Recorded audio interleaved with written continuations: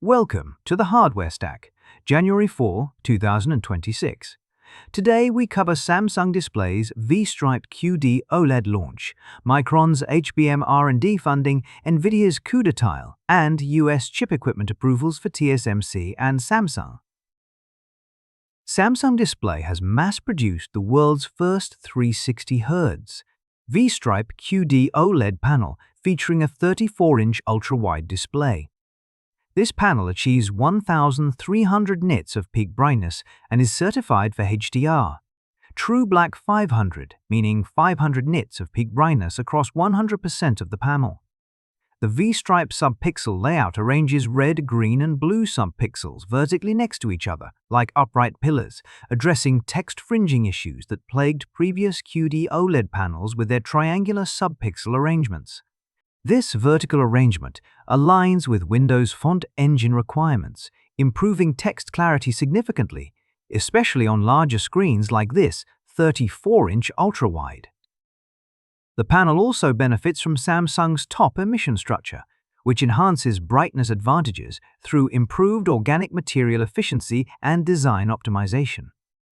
The new panel represents a targeted improvement for QD-OLED displays, particularly for ultra-wide monitors that previously lacked these enhancements.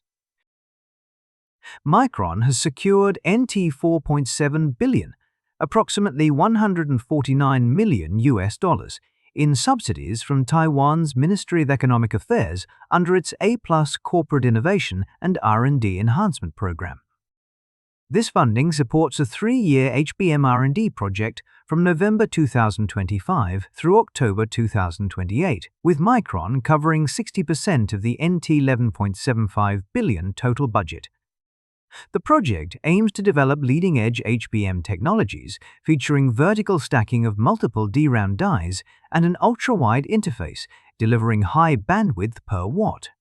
Current HBM3E provides several terabytes per second of bandwidth for AI accelerators like Nvidia's H200 and AMD's MI300X, while HBM4 will double the interface width to 2048 bits. Taiwan's government estimates this investment will generate over NT 800 billion in domestic output value and create over 20,000 jobs. Nvidia's CUDA 1321 release introduces CUDA tile, a new programming path that shifts kernel development from the traditional SIMT, single instruction, multiple thread model, to a tile-centric abstraction. Developers now describe computations on structured data blocks like submatrices without specifying threads, warps, or execution order. The compiler automatically maps these tile operations to hardware resources including tensor cores, tensor memory accelerators, and the memory hierarchy.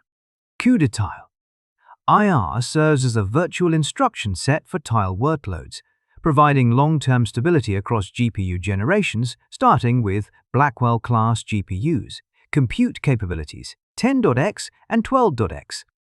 Qtile Python, a domain-specific language for AI-centric algorithms, enables direct Python-based kernel development. This approach ensures performance scalability across architectures like Blackwell and future tensor-focused processors. The U.S. Department of Commerce has granted TSMC Nanjing an annual export license for U.S. export-controlled items, eliminating the need for individual vendor licenses. Samsung and SK Hynix also received similar licenses to import equipment with American-made components into their Chinese facilities. This follows the expiration of their validated end-user status at the end of 2025, requiring annual approval from Washington, D.C. These chip makers are restricted to mature nodes of 16 nanometer and above in China due to US restrictions on EUV lithography machines. China has reportedly developed a Frankenstein EUV chip-making tool through reverse engineering, but has not yet produced a single chip, highlighting ongoing challenges in achieving semiconductor sovereignty. Thanks for tuning in to the Hardware Stack. Join us next week for more insights on the latest in tech hardware. Until then, stay curious and keep exploring.